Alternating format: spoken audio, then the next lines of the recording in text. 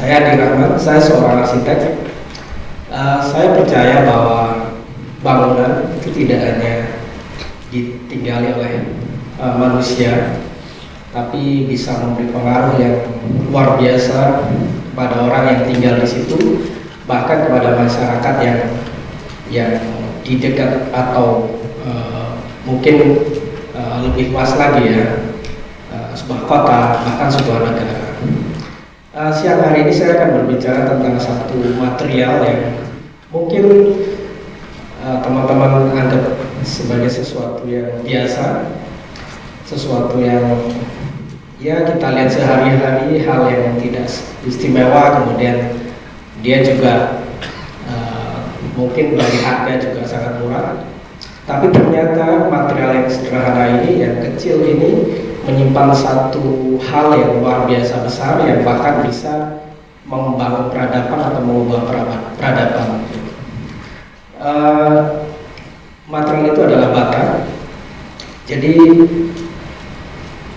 dalam bata ini sudah ditemukan oleh manusia sejak 8.000 tahun yang lalu.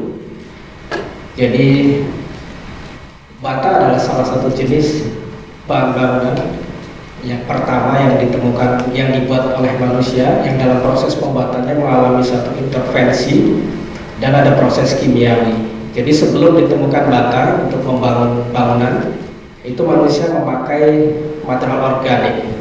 Jadi batu, kayu, bambu langsung diambil di alam ya, tanah seperti itu. Tapi waktu membuat bata itu ada proses intervensi teknologi, lalu ada proses kimiawi. Nah, ada satu hal yang menarik.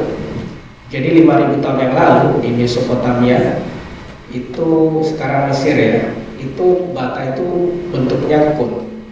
Jadi bata itu tidak kotak, jadi dia bentuknya kerucut dan dibuat untuk tujuan tertentu. Dari situ kami penasaran gitu ya. Berarti bata itu sebetulnya sejak awal bisa didesain. Tapi kenapa selama ribuan tahun bentuknya hanya kotak gitu ya? Kami mencoba mempelajari bata. Bata ternyata di Indonesia sudah, di Nusantara ya, sudah ada sejak abad keempat di zaman Kerajaan Tarumanegara sampai abad 15, puncaknya itu abad 12 sampai 15 ketika dikembangkan oleh Majapahit. Jadi bata ini material yang sederhana itu, bentuknya kotak itu dulu sebelum pusat pemerintahan pindah dari Mataram kuno di Jawa Tengah ke Jawa Timur di Trawulan.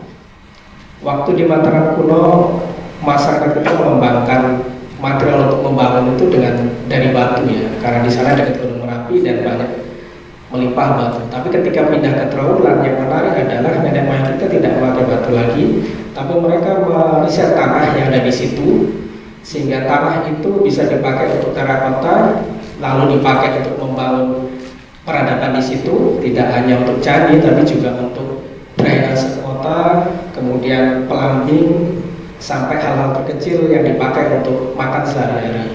Sampai Majapahit dijuluki sebagai kota terakota di dunia. Kami mempelajari itu. Bertahun-tahun kami meriset di sana bagaimana kita mengembangkan bata yang di dalam proses pembangunannya itu tidak memakai semen. Jadi karena kandungan tanahnya yang khusus, maka bata itu bisa digosok, kemudian serbuknya diberi air dan dibiarkan saja, nanti dia akan jadi semen organik ketika bereaksi dengan oksigen. Ini adalah material sustainable, jadi semen organik. Nenek moyang kita sudah menemukan itu dan sudah mengembangkan itu untuk membangun Majapahit. Harusnya kita meriset itu. Nah, kami mencoba memakai bata yang ada di Trawulan karena dari Majapahit itu memang tanah yang dipakai dari sana. Kita mencoba mendorong pengrajin material lokal di sana memakai bata biasa. Kita pakai di proyek kami jadikan itu sebagai itu material lama, tapi kami kembangkan menjadi bahasa yang baru. Ini salah satu proyek kami, rumah tinggal. Kita mengembangkan 13 tektonika bata di situ yang kita kembangkan dari candi-candi di Jawa Timur. Kemudian salah satu sistem yang coba kami terapkan adalah bagaimana dinding itu berpori atau berongga seperti yang dikembangkan nenek moyang kita. Kalau zaman dulu dinding-dinding rumah itu dari anyaman bambu, tapi sekarang material bisa apapun, bisa bata, bisa roster, bisa metal dan lain sebagainya. Yang penting prinsipnya adalah meneruskan terang langit dan sirkulasi udara. Kenapa? Karena iklim kita itu tropis lembab, panas lembab ya, tropis panas lembab.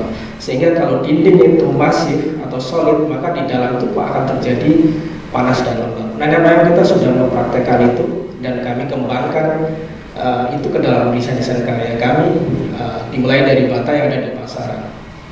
Nah, bagaimana kalau bata itu yang dari tanah yang dibakar tadi sudah membangun peradaban selama ribuan tahun, itu menjawab permasalahan sekarang, masalah sustainable, masalah ramah lingkungan, masalah smart city, ya, kota yang berkelanjutan. Bagaimana, apakah bata ini bisa menjawab itu? Kami melakukan riset bagaimana kalau membuat bata tanpa dibakar dan dia dari tanah yang tidak subur. Karena bata yang dibakar itu syaratnya adalah tanahnya harus subur, tanah liat, tanah permukaan. Kami melakukan riset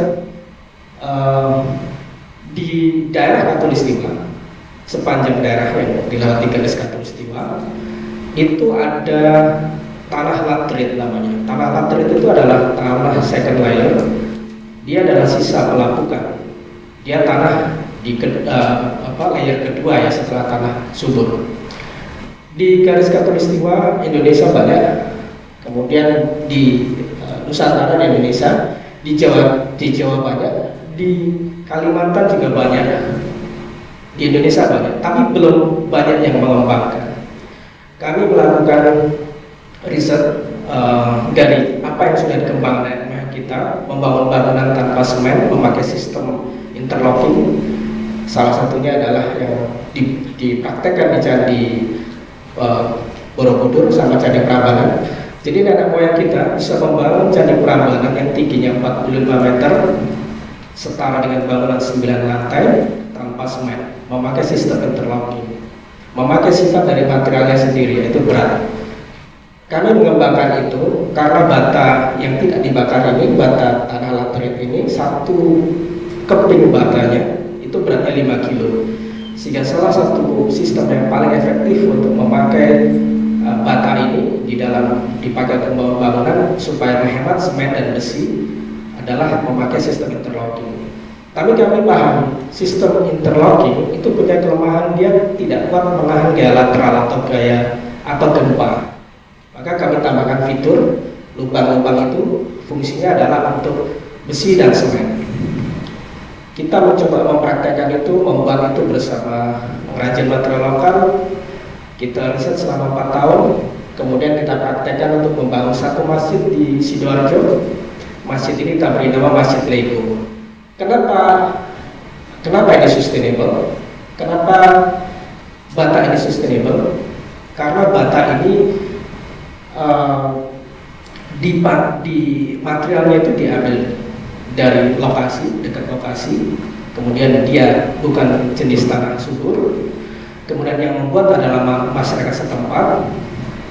Kemudian kalau dikembangkan, yang mengerjakan pembangunan ini juga masyarakat setempat. Jadi masjid ini adalah salah satu bangunan yang ramah lingkungan karena dibangun 100% dari bata non bakar dan 100% roster dari limbah terakota. Ketika masyarakat dunia, arsitek-arsitek dunia membangun bata yang sudah dibakar, memakai material yang bata yang dibakar seperti ini, meskipun batanya dibakar dan tidak ramah lingkungan, mereka sudah bisa mencapai kemajuan arsitektur sejauh ini. Bayangkan kalau kita tidak hanya arsitek tapi juga masyarakat itu memakai dan membuat bata, mendesain bata dari awal, kemudian meriset material yang dipakai, semakin kesini semakin ramah lingkungan, Kami mengembangkan bata sejauh ini setelah berhasil mengembangkan tanah laterit. Kami juga mengembangkan bata dari limbah terakota, kemudian fly ash dan bottom ash, dan juga plastik. Riset tentang bata plastik sedang berjalan. Bila kita memakai material-material yang ramah lingkungan dari awal, sejak didesain, mulai dari desainnya sampai materialnya, maka kita akan punya kontribusi terhadap bumi kita.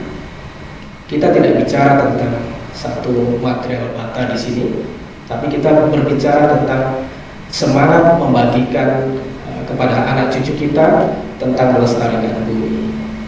Ya, itu dari saya. Terima kasih. Selamat sore.